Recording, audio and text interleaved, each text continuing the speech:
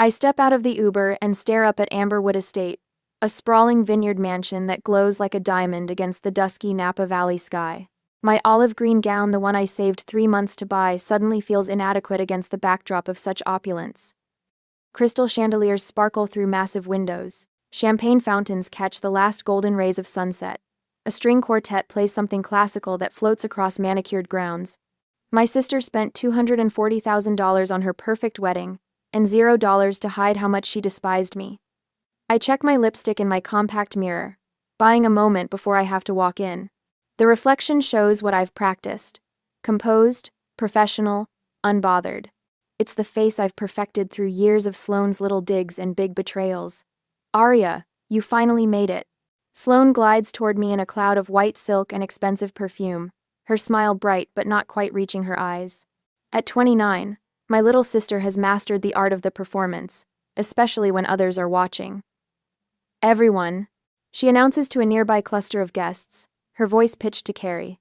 This is my sister, Aria, my forever single sister. Mia. The guests titter politely. One older woman gives me a sympathetic smile that makes my stomach clench. She's always been career-focused. Sloane, stage whispers, loud enough for everyone within 15 feet to hear. Some women just aren't meant for love. So, I swallow the retort rising in my throat and force a smile. Congratulations, Sloane. Everything looks beautiful. The hostess directs me to my assigned seat. Table 14, tucked beside swinging kitchen doors where servers rush in and out. Each time they pass, my chair gets bumped, sending little ripples through my half-empty wine glass. I survey my table mates, 3 other singles who look as uncomfortable as I feel, and Great Aunt Martha, whose hearing aid whistles occasionally. Still being too picky about men, dear? Martha shouts, her voice carrying across 3 tables. Tick-tock. I take a long sip of wine instead of answering. Across the room, Sloane holds court at the head table, radiant in her designer gown. Our father Charles sits beside her, avoiding my gaze when I try to catch his eye. Mom gives me an apologetic glance before looking away quickly. A server bumps my chair again, harder this time. I steady my glass and think about the teenage Sloane who stole my prom date, Jason Miller, quarterback with kind eyes, while our parents said, "Let her have this one, Aria. You know how she gets." And I did.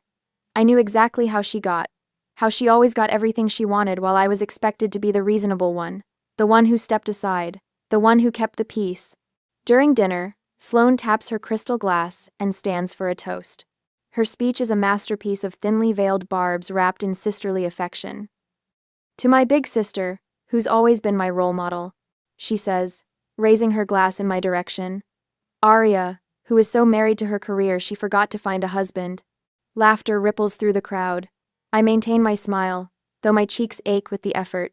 A woman at the next table whispers to her companion, just loud enough for me to hear. Poor thing. Later, as guests mingle during the cocktail hour, Preston Hale, investment banker, tennis player, and now my brother-in-law, spots me alone by the bar and waves me over to meet his family. This is Aria, Sloane's sister, he says. She runs marketing for that tech firm in Seattle.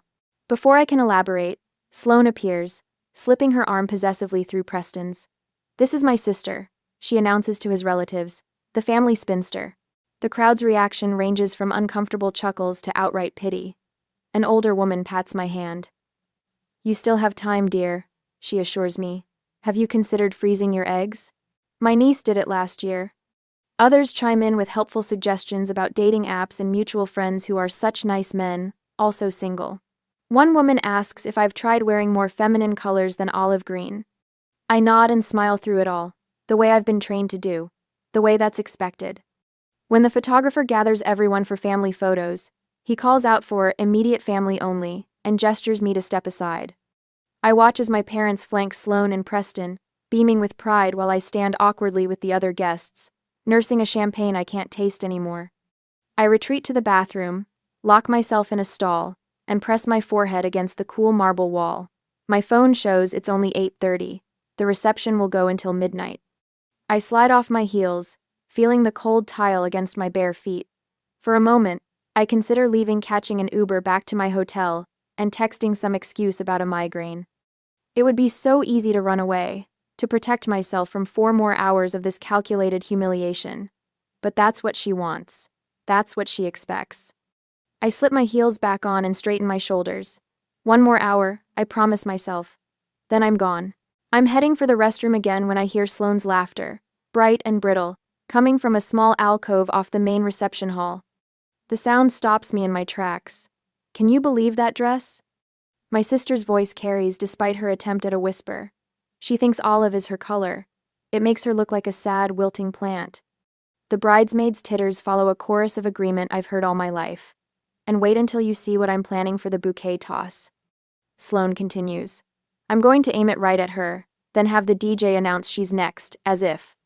My cheeks burn. I press myself against the wall, suddenly invisible in the hallway's shadow. You're evil, one bridesmaid says, but her tone suggests admiration rather than reproach. I made sure none of the cousins who actually like her are sitting anywhere near her, Sloane says, pride evident in her voice. Did you see her at that reject table? Priceless. The wound deepens when I spot the wedding planner passing by with a stack of place cards. I grab her arm, perhaps too firmly. Excuse me, I whisper. Was there a change to the seating arrangements? The wedding planner Jennifer, according to her name tag, glances around nervously. I'm not supposed to say anything, but... She pulls a discarded card from her portfolio. It reads, Aria Donovan, Table 3 in elegant calligraphy, Table 3, with my parents. Where family belongs. The bride requested last-minute changes this morning, Jennifer explains, sympathy softening her professional detachment. I release her arm, nodding my thanks as she hurries away. When I return to the reception, I watch my mother laugh at something Preston's father says. She catches my eye briefly, her smile faltering before she turns deliberately away. Around me, relatives who've known me since birth suddenly find their champagne glasses fascinating when I approach. Sloane has orchestrated more than a seating change. She's conducting an entire symphony of rejection. I slip through French doors leading to the garden, breathing in the night air scented with roses and expensive perfume. My feet hurt. My face aches from smiling. I kick off my heels, ready to walk barefoot to the parking lot, when something shifts inside me. This isn't about me, it's about her insecurity. The thought arrives with startling clarity. Every cruel comment, every orchestrated humiliation, they're not signs of Sloane's power but of her weakness. For the first time tonight, I don't feel hurt. I feel sorry for her. I slide my feet back into my shoes. I won't give her the satisfaction of driving me away. Not tonight. Act like you're with me. Go. The deep voice startles me. A man steps from the shadows of a nearby trellis, moonlight revealing a face I don't recognize. He's tall, with shoulders that fill out his tailored suit impressively, dark hair slightly ruffled by the evening breeze. Excuse me? I step back, hand clutching my small purse like it might somehow protect me. Bennett Walsh, he says, extending his hand. Preston's cousin from Boston. And you're Aria, the sister being systematically humiliated by the bride. His bluntness knocks me off balance. I don't know what you're talking about. I was having a smoke behind the rose garden when I overheard your sister talking to some of Preston's college friends. Bennett's expression hardens. She was describing in detail how she's been isolating you all evening. It was, he pauses, searching for the right word. Calculated. And you're telling me this because? Because no one should be treated that way, he says simply, especially by family. Something in his directness disarms me, but pride makes me lift my chin. I don't need rescuing. A smile tugs at the corner of his mouth. It's not rescue, it's justice. Big difference. Bennett studies me for a moment. Look, I'm not suggesting we storm the castle or make a scene. Just walk back in with me. Let people see you're not alone or defeated. Small victories.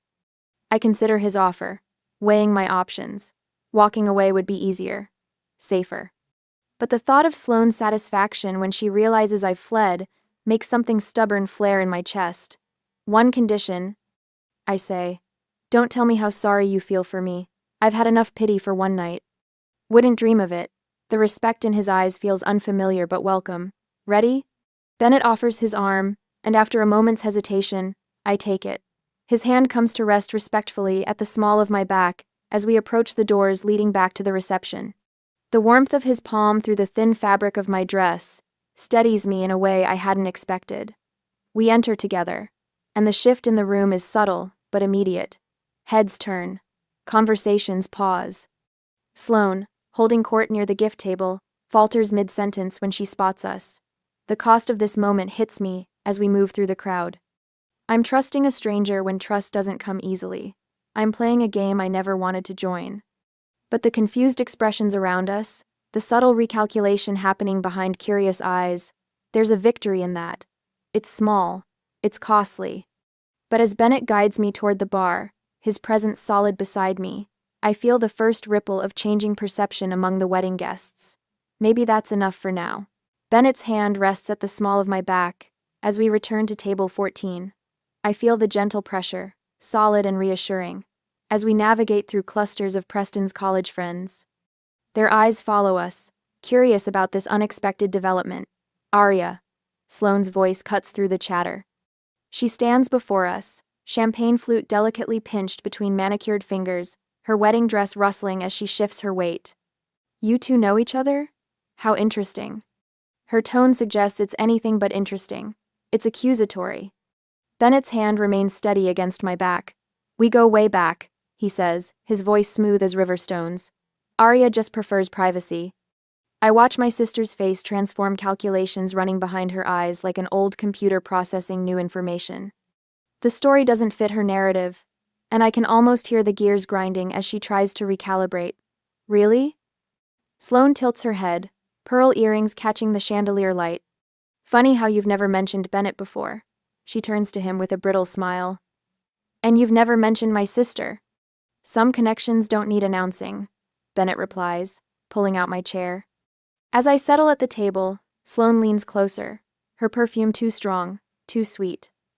When exactly did you two meet? Before I can answer, the DJ's voice booms through speakers. Ladies and gentlemen, in 15 minutes we'll have a special bouquet toss for all the single ladies. He pauses dramatically. Especially Arya Donovan. Where are you, Arya? Let's get you ready to catch that bouquet. A spotlight swings wildly around the room until it finds me. Guests turn, some smiling, others whispering. The heat of embarrassment crawls up my neck. Sloane straightens, victorious, and floats away toward Preston.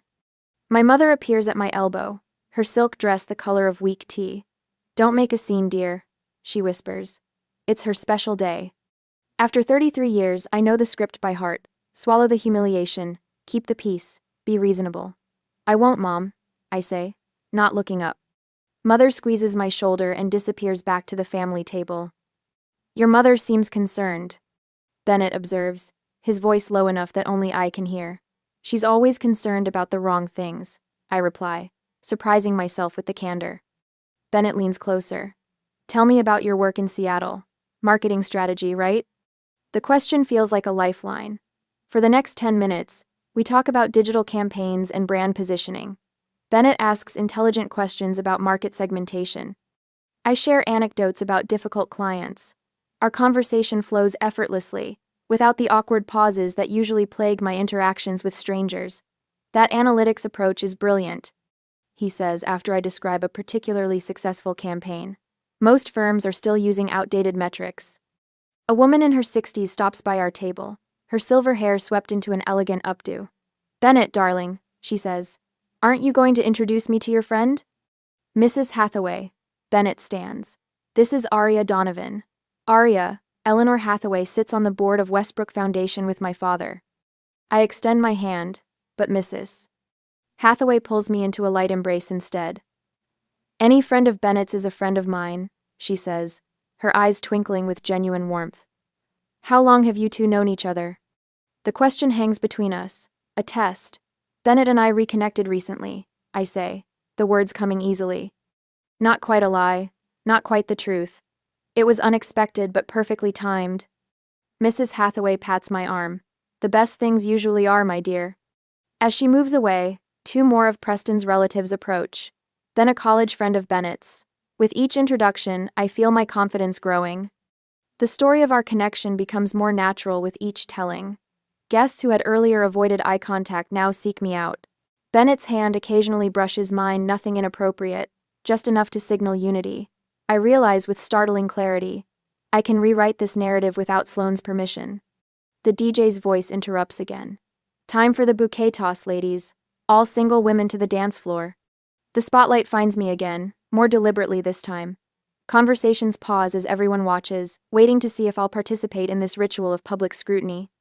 I rise slowly, smoothing my olive dress. Bennett's eyes meet mine, a silent question.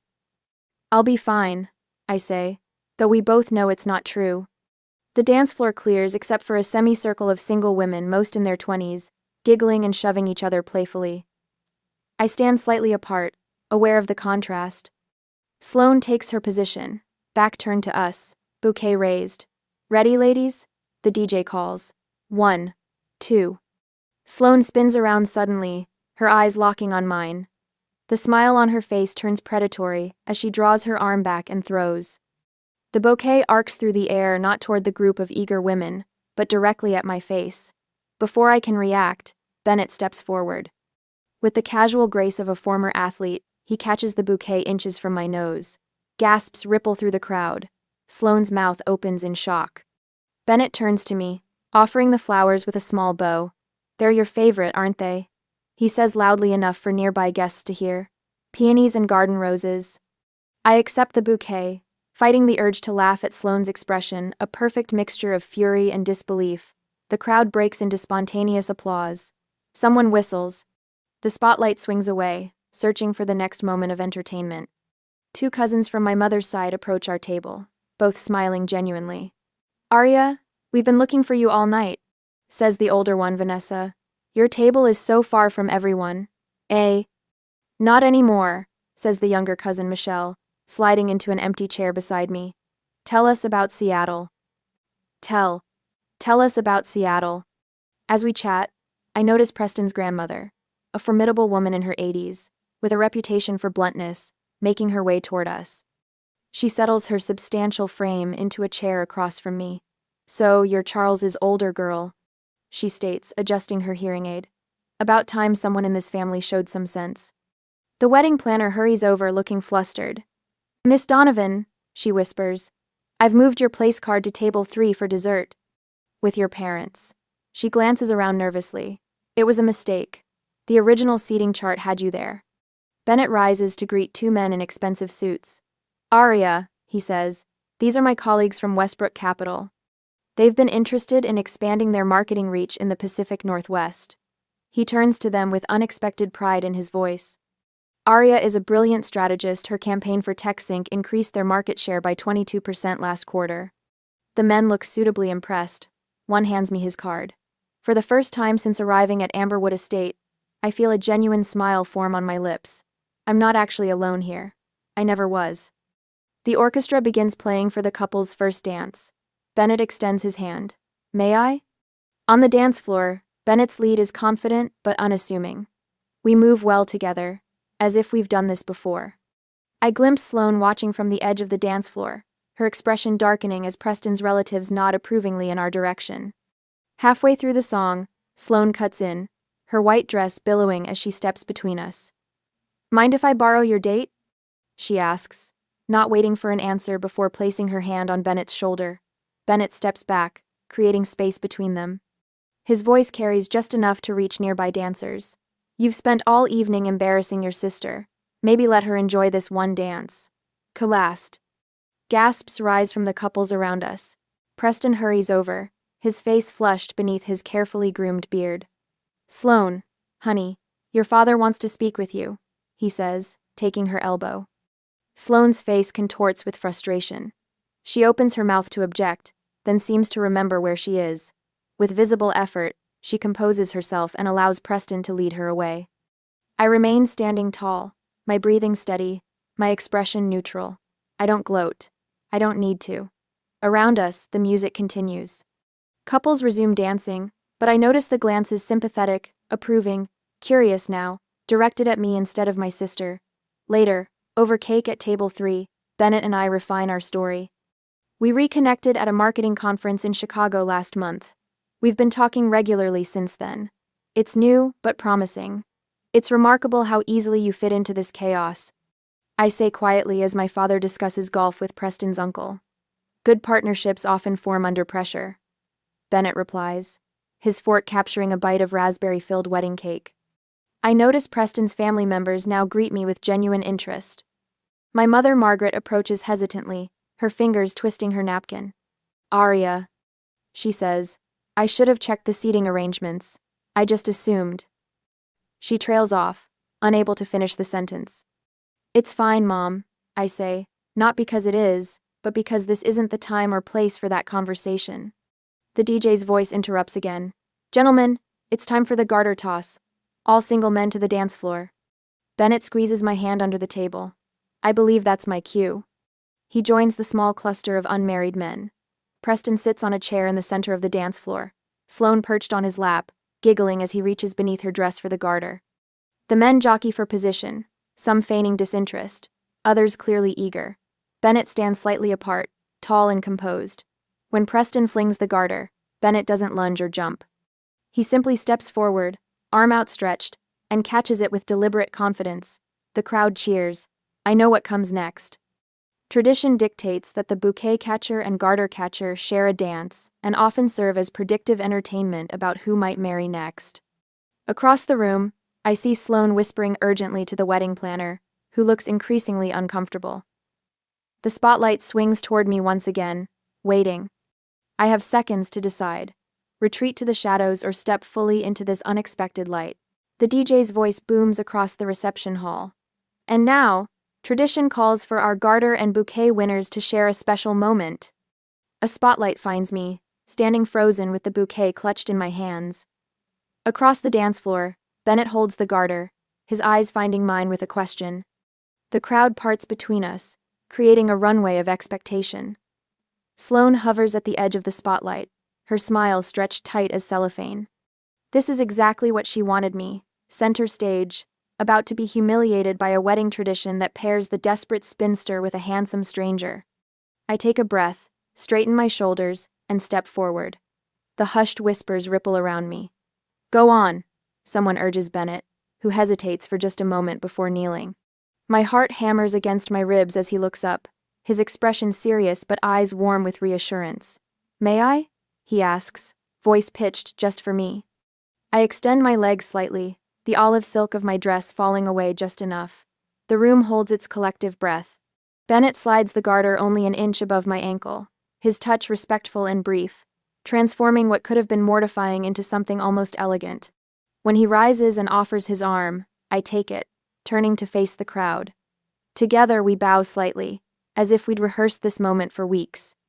Applause breaks out, not the uncomfortable kind but genuine appreciation. Preston's Aunt Margaret, dripping in heirloom pearls and old money, catches my eye and nods approvingly. Two of her friends whisper behind their hands, their gazes following me as Bennett leads me off the dance floor.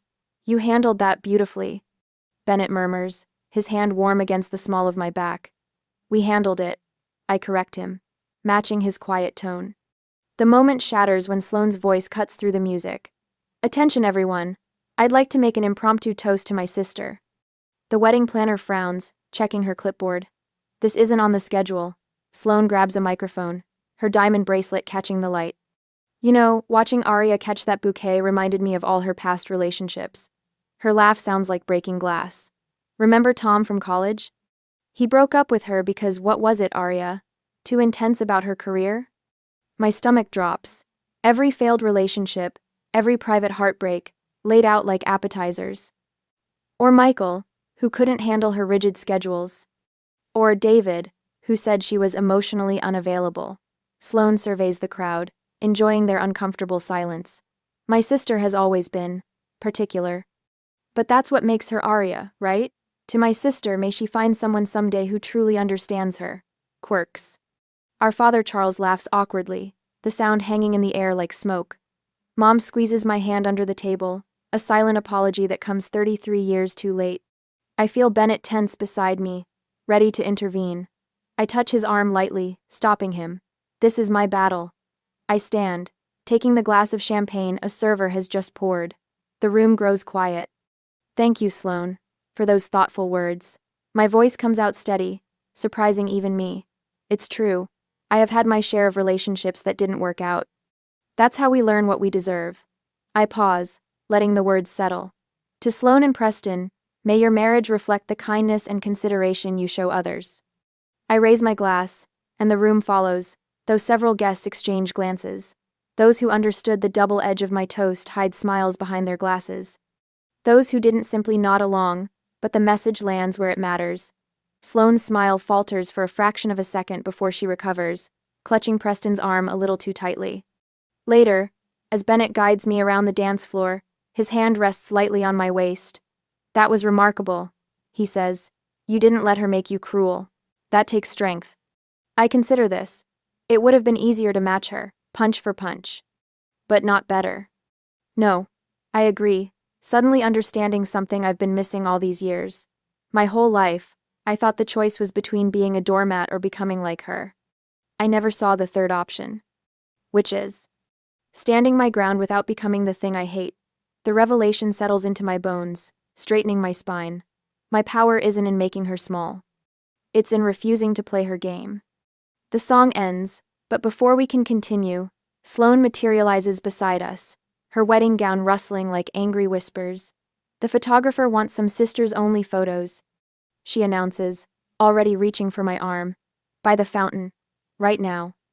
I recognize the tactic: isolation, away from the protective buffer of witnesses, away from Bennett. But we're not in the school playground anymore, and this isn't 15 years ago when I would have obediently followed. "Actually," I begin, but Sloane cuts me off. "It's my wedding day, Arya. One photo won't kill you." The guests nearby watch this exchange, no longer pretending not to listen. Sloane's desperation is becoming obvious, her composure cracking like thin ice. Preston appears beside her, his hand coming to rest on her shoulder. "Honey, maybe we should greet the Andersons. They've been waiting to congratulate us." Sloane shrugs him off. "In a minute. This is important." "Sloane," our mother says, approaching with uncharacteristic firmness. "That's enough for tonight." Sloane's eyes widen in shock. Margaret Donovan has never said no to her youngest daughter, not once in 29 years. The shift is subtle but unmistakable. Like water seeking a new course, the evening's energy redirects. Two of Sloane's college friends approach me with questions about Seattle. Preston's mother, elegant in silver chiffon, invites me to the family brunch tomorrow. The wedding planner consults me about the timing of the cake cutting. Bennett stays close without hovering, his presence a warm anchor through it all. When he excuses himself to get drinks, Sloane's maid of honor leans in to ask about my marketing firm. By the time Bennett returns, I'm surrounded by people genuinely interested in my answers. Across the room, Sloane stands alone for the first time all evening. Her perfect makeup is smudged at the corners of her eyes, frustration seeping through the cracks of her composure. Two bridesmaids exchange concerned glances as they watch her down a glass of champagne. Preston takes her aside, his head bent close to hers, whispering urgently. She shakes her head once, twice, then nods reluctantly. Mom approaches me, her fingers twisting her wedding band the way she does when she's nervous. "Arya, she begins, then stops. I should have said something sooner. Not just tonight, all these years." Before I can respond, Dad appears, rocking back on his heels the way he does when he's uncomfortable. "Your sister's just high-strung today," he offers, the familiar excuse falling flat against the evening's revelations. I look past him to where Sloane stands, her white gown gleaming under the chandeliers. For the first time, I see her clearly not as the sister who torments me, but as someone so afraid of being overlooked that she'll destroy anyone who might outshine her. And in that moment, I realize I'm free. The evening winds down like a music box losing momentum. Couples drift from the dance floor, high heels are abandoned under tables, and the air smells of cake and fading perfume. I watch it all from a quiet corner, savoring the sweet taste of reclaimed dignity when Sloane appears beside me, her wedding dress whispering against the floor. "Arya." Her voice softens to a tone I haven't heard since we were girls sharing bedroom secrets. "Let's put this behind us. Family comes first, right?" I study her face, the calculated vulnerability, the practiced tilt of her head. The same performance that's worked on me 1,000 times before. "We should talk, just us sisters." She touches my arm. "Girl talk with my sister." Preston understands. Her words hang between us like sponge sugar sweet, fragile, and ultimately empty. Before I can respond, Dad appears at her elbow. "Arya, honey." He clears his throat. "Maybe smooth things over for the family photos? The photographer wants a few more of you girls together." Mom hovers behind him, her eyes pleading. Just forgive her, she whispers. You know how she gets. The familiar weight of expectation settles on my shoulders. Relatives watch from nearby tables, their attention a physical pressure. Will Arya cause a scene? Will she ruin Sloane's perfect night? 20 years of conditioning pushes me toward the path of least resistance. The wedding planner's voice cuts through the tension. Ladies and gentlemen, we'll be having the last dance of the evening in 5 minutes. Sloane's fingers tighten around my wrist. Come on, we need sister pictures before Bennett whisks you away. Bennett. The thought of him steadies me, but he's nowhere to be seen. Across the room, Preston's father has cornered him in what looks like an intense business discussion. His eyes meet mine, briefly apologetic before returning to the conversation. Perfect timing, Sloane says, following my gaze. Let's go while he's busy. She pulls me toward the waiting photographer, who positions us against the backdrop of twinkling lights. Sloane drapes her arm around my waist, her smile dazzling. The camera clicks. Another, she commands, closer this time. I feel myself slipping back into the old pattern, accommodating, appeasing, disappearing.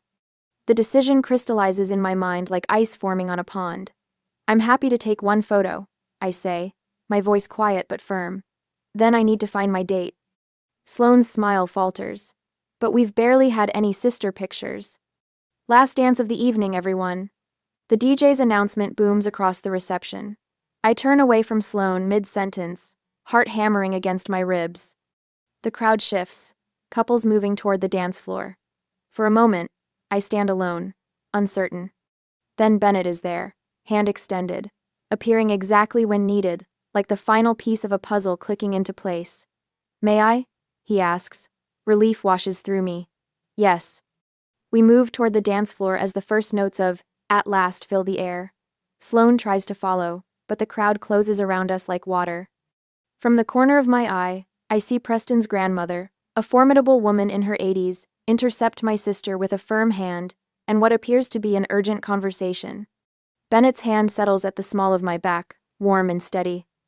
I saw her coming for you, he says softly. Figured you might want an exit strategy. How did you know? His eyes crinkle at the corners. I recognize the patterns immediately.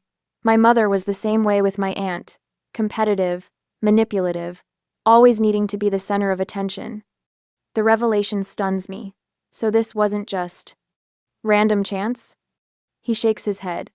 I saw how she treated you from the moment you arrived. The seating, the bouquet toss, classic moves of someone who builds themselves up by tearing others down. We turn slowly, other couples becoming a blur around us. I thought you were rescuing me, I admit. No. His voice drops lower. This was alliance, not rescue. You were responding to her tactics with such grace. All you needed was someone to witness it, to acknowledge it. The rest you did yourself. My throat tightens. All evening I'd thought Bennett was protecting me, but he'd been partnering with me instead, a crucial difference I hadn't recognized until now.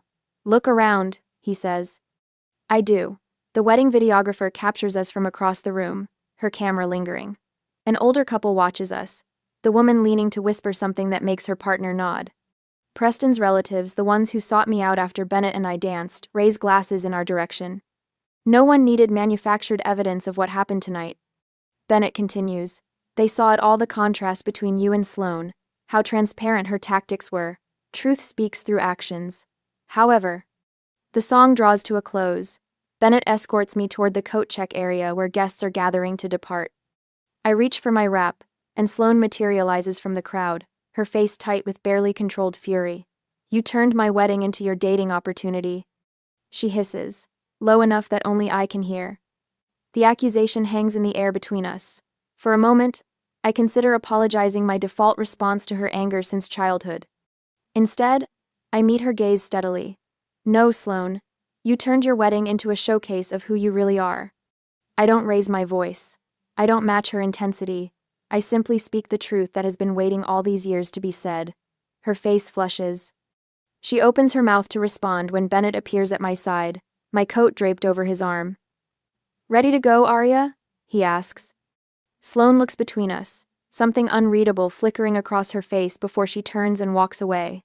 Outside, string lights illuminate the path to the parking area. Our breath forms small clouds in the night air. Bennett walks me to my car, our steps crunching on gravel, wedding sparklers being lit in the distance, casting golden light across our faces.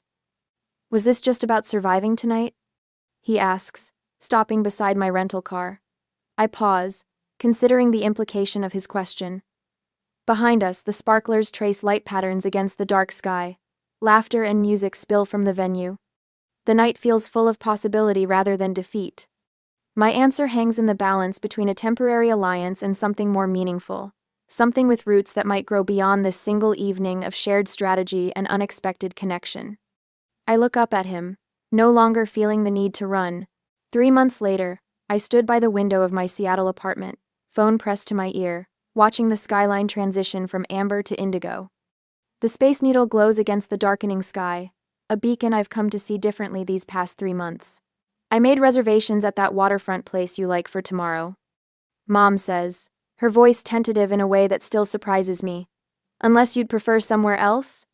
That's perfect, I answer, letting the silence breathe between us. Mom clears her throat. I've been talking about things in therapy, about Sloan, about you. A pause. I should have protected you more, Arya, all those years. The old me would have rushed to ease her guilt, to make this moment less uncomfortable. Instead, I watch a ferry crawl across Elliott Bay, its lights a string of pearls against the water. We're finding better ways now, I say finally, meaning it. My phone vibrates with an incoming text. Sloane's name appears with her familiar passive-aggressive check-in. Just wondering if you're still upset about the wedding? You barely respond to my texts these days. 3 months ago, this message would have triggered an immediate response, a careful negotiation to avoid further conflict while sacrificing another piece of my dignity. I set the phone on the windowsill without replying. I'll answer later, on my terms, when I'm ready. The realization settles over me like the twilight over the city. I no longer need her approval to feel complete. Mom, I should go. Bennett's flight gets in at 8. I say, smiling at the thought of seeing him. What began as weekly calls evolved naturally into weekend visits between Seattle and Boston. Not a rescue, as he'd insisted that first night, but a partnership built on mutual respect. He's good for you. Mom says, her voice warming. I see how you stand taller when he's around.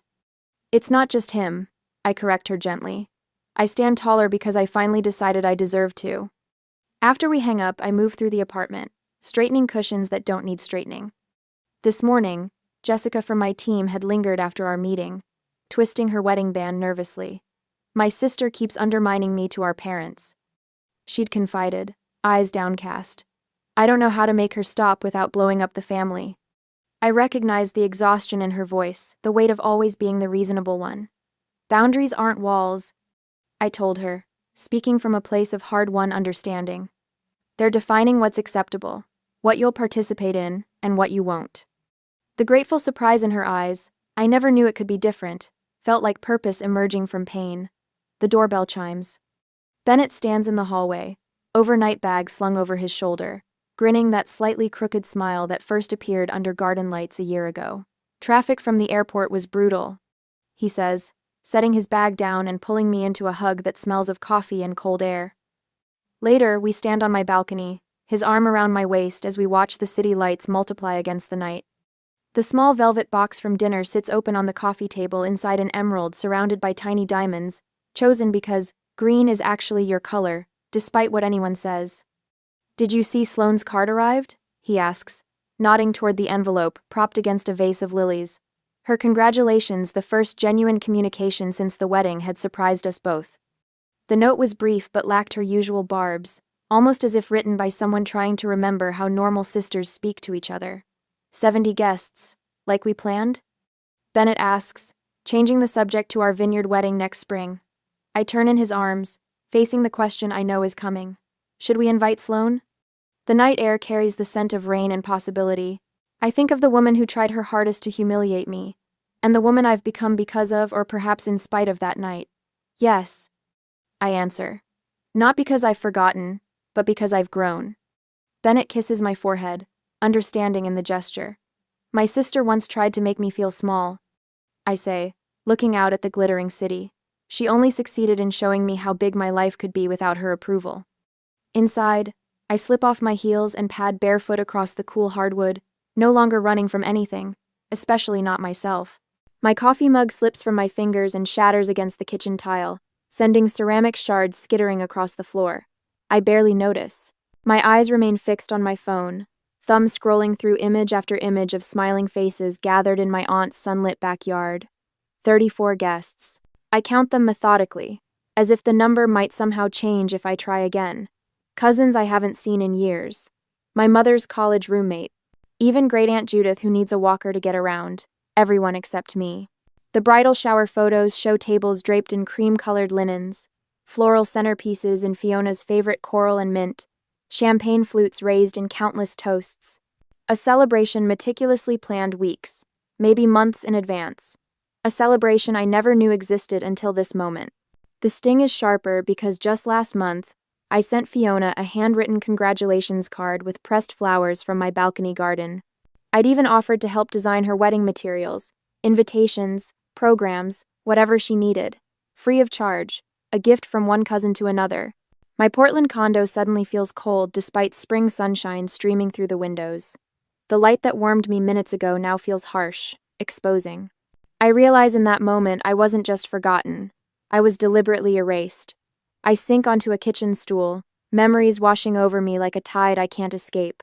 Last Thanksgiving flashes before me. Aunt Marlene's voice carrying across the dining room as she praised Fiona's recent promotion at the bank. Vice president at 29?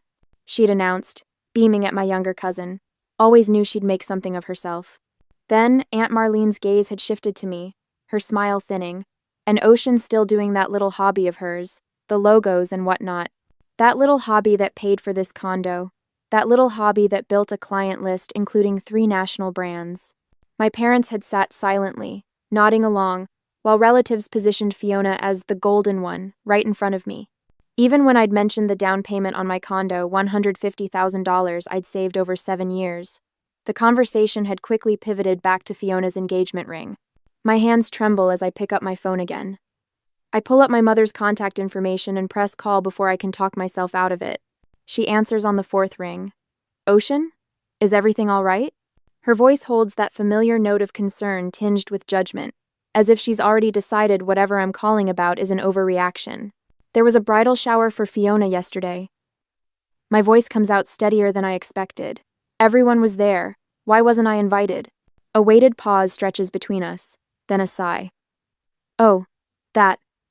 Well, Marlene thinks you always make everything about yourself. Fiona deserves her special day.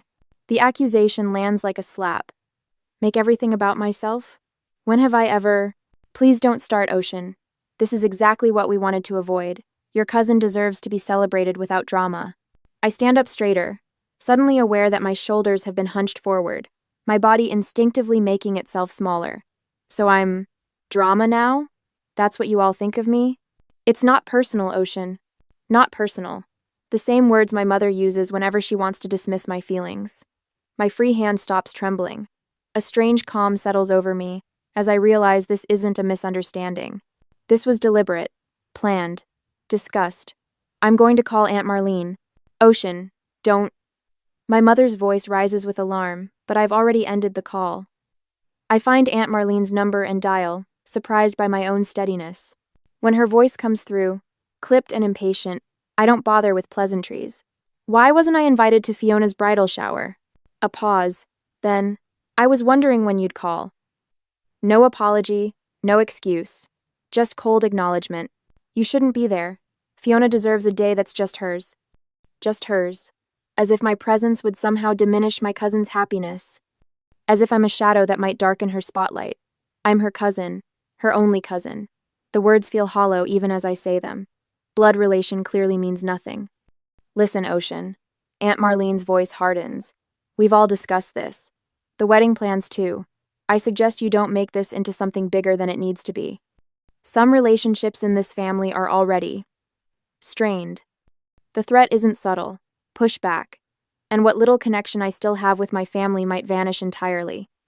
I stand at my kitchen window, staring at the city spread out below, and suddenly understand with perfect clarity. My family values appearances over genuine connection. They always have. I hang up without saying goodbye, the silence in my apartment no longer oppressive but clarifying. A cardinal lands on my balcony railing, its bright red feathers vivid against the gray spring sky. It watches me for a moment before flying away, and I find myself wondering what it might be like to be that free. That day later, my phone pings with a notification while I'm sketching logo concepts for a new client.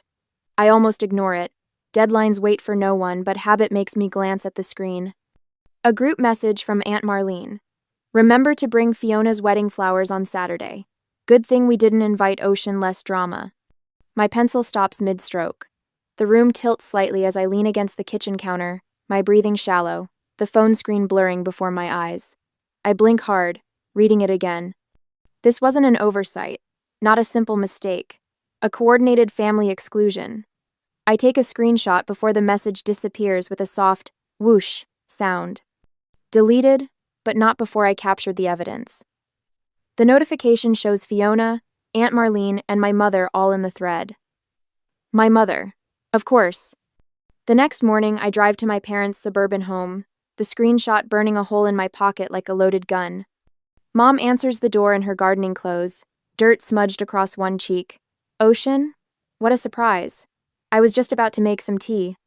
I follow her into the living room where she sits in her favorite armchair, settling into it with the comfortable ease of someone who feels secure in their position.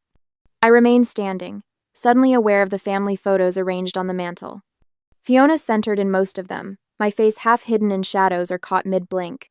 I got an interesting message yesterday. I say, pulling out my phone. Accidentally sent to me. But... Her face changes when I show her the screenshot, not surprise, but resignation. She doesn't even try to deny it. We all agreed it would be easier this way. She says, smoothing invisible wrinkles from her pants. Fiona deserves a beautiful wedding without complications. Complications? The word tastes bitter. You mean me. Now, Ocean, don't be dramatic. She sighs, using the tone reserved for when I'm being difficult. Perhaps you should make other plans for that weekend in May. Other plans? I repeat, my voice steady despite the trembling in my hands. While my cousin gets married at the Grand Lake Hotel? That $95,000 wedding, where every distant relative I barely know is invited except me? Mom's eyebrows lift slightly. How did you know about the venue? Cousin Rachel called last week asking about carpooling to the wedding. A small, cruel satisfaction blooms when I see her flinch. She assumed I'd be there. The silence stretches between us like a chasm growing wider by the second. Your father and I think it's better this way, she finally says. The whole family agrees. The whole family has been told what about me exactly? I ask, voice barely above a whisper. She looks away, fiddling with a loose thread on her sleeve. Just that you've always been sensitive about Fiona getting attention. The betrayal lands like a physical blow. Years of holidays where I sat quietly while Fiona was showered with praise. Years of watching my accomplishments dismissed while hers were celebrated with champagne toasts. You're trying to erase me from the family narrative. I say, the realization crystallizing. Everyone already believes I'm difficult because that's what you've told them. That's not true, she protests, but her eyes won't meet mine. It is true, and now I have a choice except being excluded or risk losing what little connection we still have. Mom stands, crossing to the window. I hope you'll make the right decision. Your father and I have been helping with your property taxes. If you make trouble about this wedding. If I make trouble? The words escape in a harsh laugh. Like standing up for myself? Like refusing to be erased? This is exactly why Marlene thought it best not to include you. Her voice hardens. Everything becomes a drama with you. 1. I leave without saying goodbye, driving aimlessly for hours. 3 client deadlines pass while I sit paralyzed in my apartment, unable to focus on the simplest design tasks. 3 days of potential revenue vanish while I stare at my phone, waiting for anyone in my family to say this was all a terrible mistake. No one does. That evening, Isla brings Thai food and wine to my condo, listening as I recount every detail. Unlike my family, she doesn't interrupt or dismiss my feelings. That's textbook emotional manipulation. She says, refilling my glass. They're gaslighting you into believing you're the problem when they're the ones excluding you. Her validation feels like the first sip of water after days in a desert. Marlene and your mom are tag-teaming to control the narrative, Isla continues. Classic toxic family dynamics. Later, alone on my balcony, I watch the city lights flicker on as darkness falls. The cardinal returns, perching briefly on the railing before flying away. As I sat there sipping wine gone warm, I wondered whether I should attend the wedding anyway and force a confrontation, or step away completely and build my own celebration elsewhere. The family I'd known all my life was slipping away, but was it worth fighting for relationships that caused so much pain? Fiona's engagement photos appear on my Instagram feed at precisely 8:17 a.m. on a Tuesday. I'm midway through my first cup of coffee when her radiant smile fills my screen, her fiancé gazing at her with practiced adoration against a backdrop of autumn leaves. The caption beneath cuts sharper than any knife could, celebrating our journey with those who truly support us, keeping our wedding intimate with only the people who've always been there. My phone buzzes 3 times in rapid succession. Private messages from cousins I've exchanged perhaps 10 words with at family gatherings over the years. Why are you causing drama during Fiona's special time? Family should support each other no matter what. Aunt Marlene is so upset about your behavior. I set my phone face down on the kitchen counter, my hand trembling slightly. The accusations make no sense until I realize what's happening. They're rewriting history, crafting a narrative where I declined an invitation, rather than acknowledging I was deliberately excluded. My grandmother's call comes that evening as I'm washing dishes, her voice wavering with disappointment. Ocean, honey, I never thought you'd refuse to support your cousin's special day. The plate in my hands nearly slips. Grandma, I wasn't invited. That's not what Marlene told me. Her voice hardens with certainty. She said you couldn't put aside your jealousy for even one day. After we hang up, I stand motionless at my kitchen sink, water running over my hands until it turns from warm to cold. The family story about me is taking shape without my input. According to Isla, who still speaks with my mother weekly, Aunt Marlene has been sharing tearful accounts of my jealousy issues with anyone who will listen. The following week, Barton Media cancels our contract for their spring campaign. The email is polite but clear. We've heard you can be difficult to work with. We need someone who fits our collaborative culture. 3 days later, Westerly Home Goods pulls out of our preliminary discussions. The loss of both projects carves $27,000 from my expected quarterly income. I track the connections methodically. Barton's marketing director plays tennis with my uncle. Westerly's owner attends the same church as Aunt Marlene. Sleep becomes a distant memory. I spend nights hunched over my computer, redesigning my portfolio website instead of resting. Every pixel adjustment, every color shift, feels like reclaiming a small piece of my narrative. At 3 a.m., with my eyes burning from screen glare, I wonder how many hours of work it will take to outrun the whispers. My once comfortable routine fractures. I stop visiting Marigold Coffee despite their perfect oat milk lattes because Aunt Marlene's Bridge Club meets there Thursday mornings. I drive 15 minutes out of my way to shop at a different grocery store after spotting my mother's friend Caroline, examining apples in my usual produce section. Checking social media becomes a form of self-harm. Each notification triggers a physical response, quickened pulse, shallow breathing, fingers turning cold. I start documenting every interaction with family in a leather-bound journal, recording dates, exact wording, witnesses present. The evidence feels important somehow, though I'm not sure who I'm collecting it for. The anonymous text arrives on a Sunday morning. Some people aren't stable enough to attend formal events. Your absence is a kindness to everyone. I recognize the phrasing Aunt Marlene's particular brand of cruelty wrapped in concern. The phone slips from my fingers onto the couch as something inside me finally breaks. The doorbell rings at that exact moment. I consider ignoring it until I hear Isla's voice through the door. I know you're in there, Ocean. I brought Thai food and wedding magazines. She stands on my threshold, clutching a paper bag from Bangkok Kitchen and a stack of glossy publications. Her camera bag is slung over one shoulder. What are you doing here? My voice sounds hollow even to my own ears. Isla pushes past me into the apartment. Let's plan something that's actually worth celebrating, a day that's about joy, not appearances.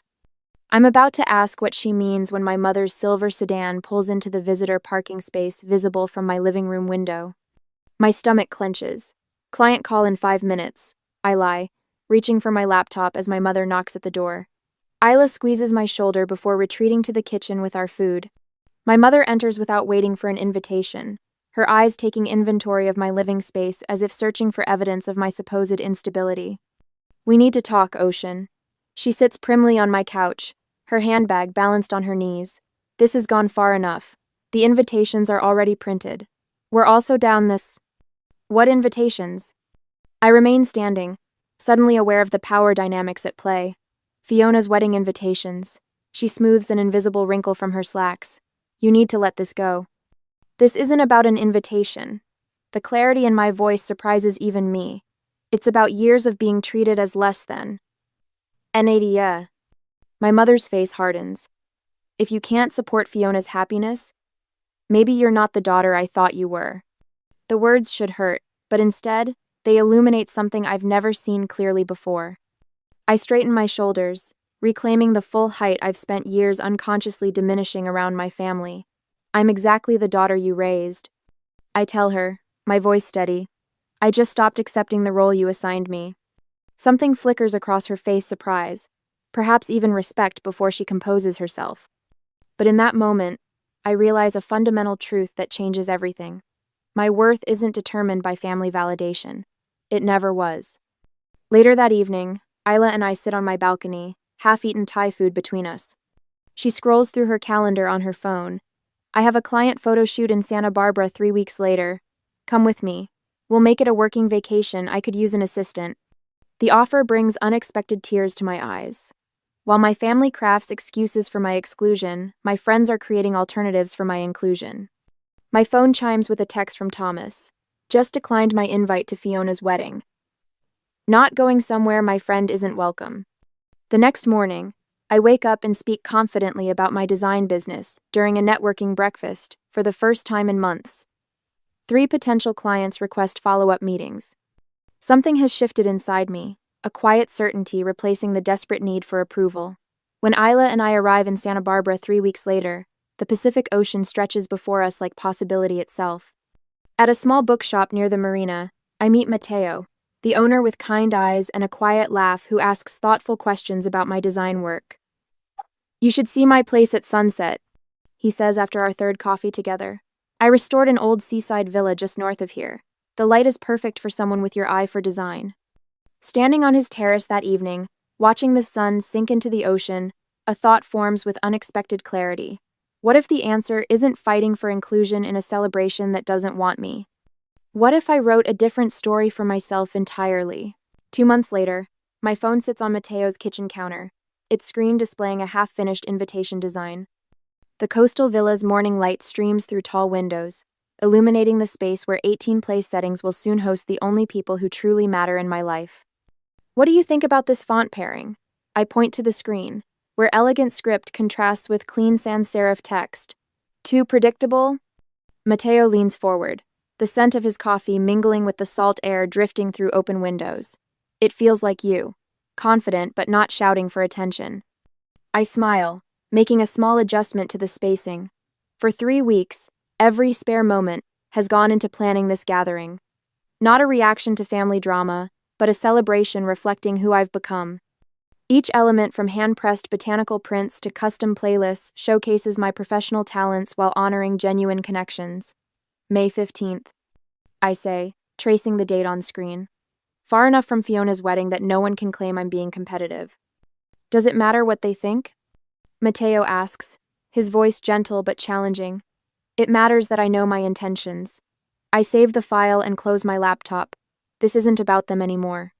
For the first time since finding those bridal shower photos, excitement bubbles up without the bitter aftertaste of rejection. I'm creating rather than reacting, building something authentic rather than fighting for space where I'm unwanted. My phone rings, Aunt Marlene's name flashing on screen. I consider letting it go to voicemail, then decide against it. I'm done hiding. Hello? My voice comes out steady, professional. Ocean. Her voice could freeze water. What's this I hear about you planning some vacation during family wedding season? You need to take down those social media posts immediately. I frown, confusion momentarily replacing caution. What posts? Isla's photography page. The save the date announcement for your event. At a seaside villa? On May 15th? My stomach drops. May 15th? But Fiona's wedding isn't until June. Silence stretches between us. When Marlene speaks again, her voice drips with artificial sweetness. Oh, didn't you know? The date was moved weeks ago. May 15th at the Grand Monarch Hotel. Everyone's been informed. Everyone except me. So you're having your little party the same day as Fiona's wedding? The accusation hangs in the air. Family will take sides, Ocean. Think about what you're doing. My first instinct is panic. Should I change my date? Apologize for a conflict I didn't create? But as Marlene continues listing reasons I should rearrange my plans, something hardens inside me.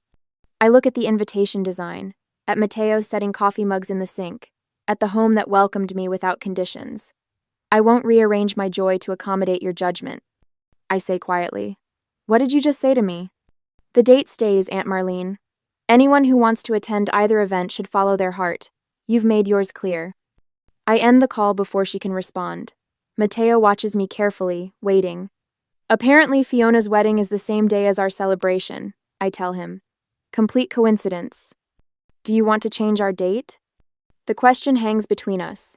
With both ceremonies now scheduled for the same day, I faced a choice: postpone my celebration to avoid conflict, or proceed with the day Mateo and I had planned. Was preserving peace with people who excluded me worth disrupting my own happiness? No. I answer finally. We're keeping our date. Mateo nods, understanding without needing explanation. This is the difference between chosen family and blood ties. One requires performance, the other offers acceptance. Later that afternoon, my phone buzzes with Isla's message. Saw your final invitation design. Gorgeous. Consider photography services my gift to you both. I smile, typing back my thanks.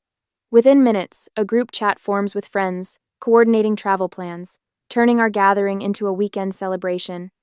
Thomas offers to handle wine selection, while Jana wants to arrange flowers from local markets. You focus on the creative stuff, Mateo says that evening, showing me spreadsheets, tracking accommodations and transportation. I've got logistics covered. As we work side by side, him managing practical details, me designing personal touches, I realize we're creating something neither of my parents would understand. This isn't about reaction, but intention. Not about competition, but completion. My phone begins buzzing constantly with family messages, but friends create a protective buffer. When Aunt Marlene sends a paragraph about selfish choices, Isla responds with oceanfront venue photos. When my mother texts asking how I could do this, Mateo hands me paint swatches for table settings.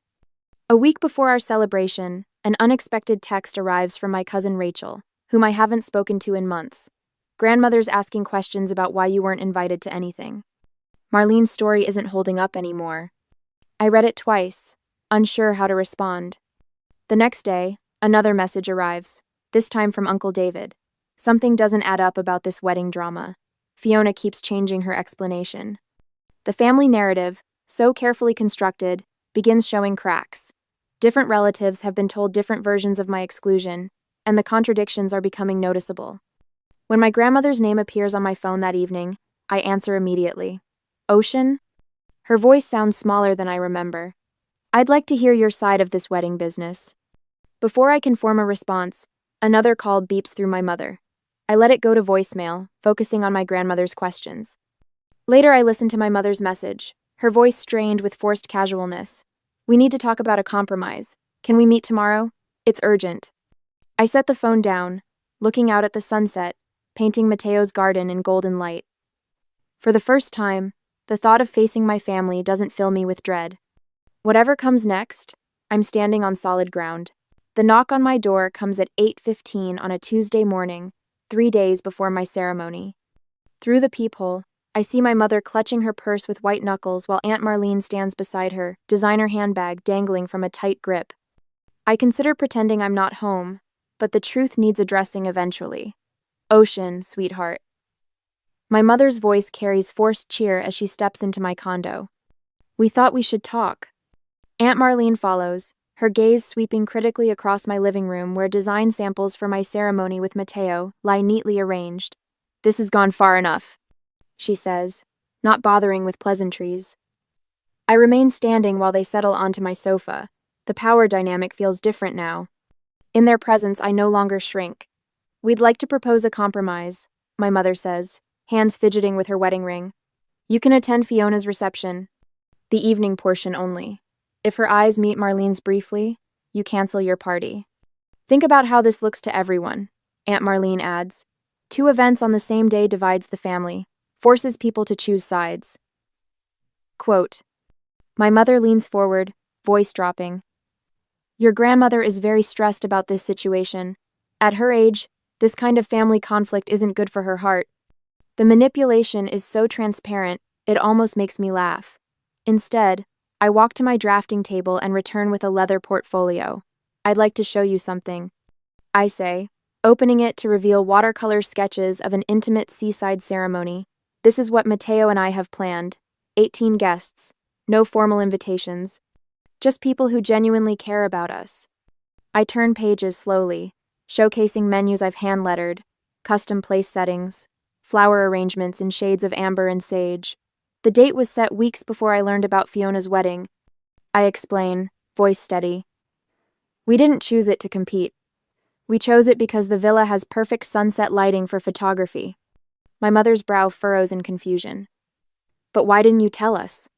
I pull out another folder containing mock-ups of elegantly designed invitations I never sent. I respected your decision to exclude me.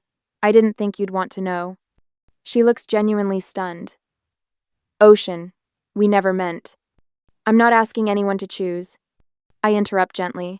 You made your choice months ago. This celebration isn't about Fiona. I close the portfolio. It isn't even about you. Aunt Marlene stands abruptly, pacing toward my design wall where client projects hang alongside ceremony plans. This doesn't change anything, she insists. Playing dress-up won't change that Fiona's wedding is the real event. I feel something snap inside me, not in anger but in clarity. I'm not playing anything, Aunt Marlene. I'm living authentically while you're performing. I gesture toward my portfolio. These designs aren't pretend. They're my profession. The profession you've dismissed as that little hobby for years. I slide a brochure across the coffee table. This is my wedding portfolio. 3 national brands have hired me based on these designs. While you were telling everyone about my jealousy issues, I was building a business that pays for this condo. My mother sinks deeper into the sofa, eyes lingering on a photo of Mateo and me at his villa. For the first time, she seems to see beyond her sister's narrative. Were we really that cruel? She asks quietly. Aunt Marlene snorts, grabbing her purse. This is ridiculous. I'm not sitting here while she twists everything around. She storms toward the door but pauses with her hand on the knob. Fiona's wedding cost $95,000. It's at the Grand Hotel. There will be 200 guests. That's what a real celebration looks like. I smile, not unkindly. That sounds lovely for Fiona. I hope she feels truly seen there.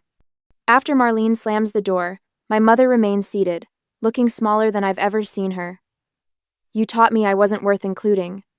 I tell her, voice soft but firm. I taught myself I was worth celebrating.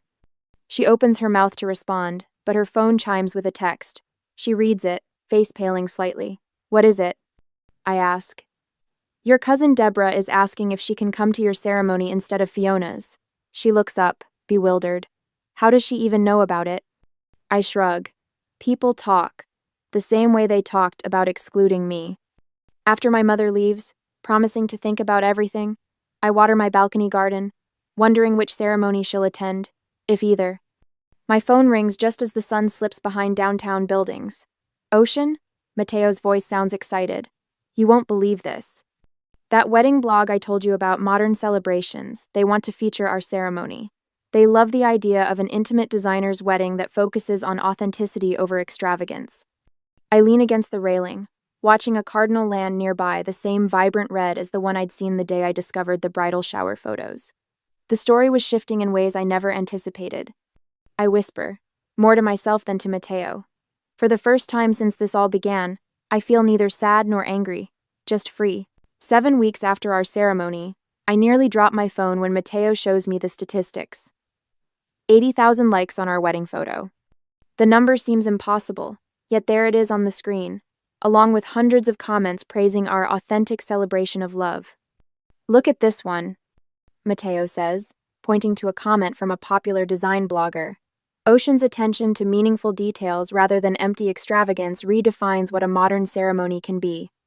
I laugh softly, remembering all the family gatherings where I sat silently while relatives fawned over Fiona's conventional choices. Now strangers are celebrating my vision, while my family's grand hotel wedding has faded into the background of social media memory. My design business calendar now bulges with appointments. 3 major brands have reached out since the wedding feature went viral, tripling my client base overnight. Yesterday, an editor from California Wedding Quarterly emailed about featuring our ceremony, specifically requesting an interview about my design work. The irony? I tell Mateo as we sit on our balcony watching the sunset paint Portland's skyline. They excluded me to keep me from stealing focus. And now, the doorbell interrupts my thought. A courier delivers a cream-colored envelope with Aunt Marlene's distinctive handwriting. Inside, a terse letter demands I decline the magazine feature, out of respect for Fiona's privacy during this difficult time. My hands should be shaking. 7 weeks ago, they would have been. Instead, a calm clarity washes over me as I tuck the letter back into its envelope. "What will you do?" Mateo asks, his voice gentle. I walk to my desk and pull out a copy of the magazine that featured my design portfolio last month. I slip it into a mailing envelope with a note I've composed without hesitation. I'm not competing with Fiona. I'm completing my own story. Note: no anxiety floods my system as I seal the envelope. No desperate need for approval tightens my chest. The transformation still surprises me how completely I've stopped seeking validation from people determined to withhold it. 2 days later, Isla calls with news that sends me spinning through our apartment. "The showcase is confirmed," she announces. 30 designers, and you're the headliner. My friends have organized a rewritten design showcase at a restored estate near Seattle, featuring artists who've reimagined traditional approaches. The event emphasizes authentic connection over manufactured perfection, substance over performance. At the opening reception, Isla raises her glass. "To writing ourselves into stories worthy of our lives," she toasts, and the room erupts in applause. I stand among people who celebrate rather than diminish my vision, and the contrast to family gatherings couldn't be starker. The following month, Mateo and I move into a modest apartment overlooking downtown. The space is smaller than my condo, but filled with light and possibilities.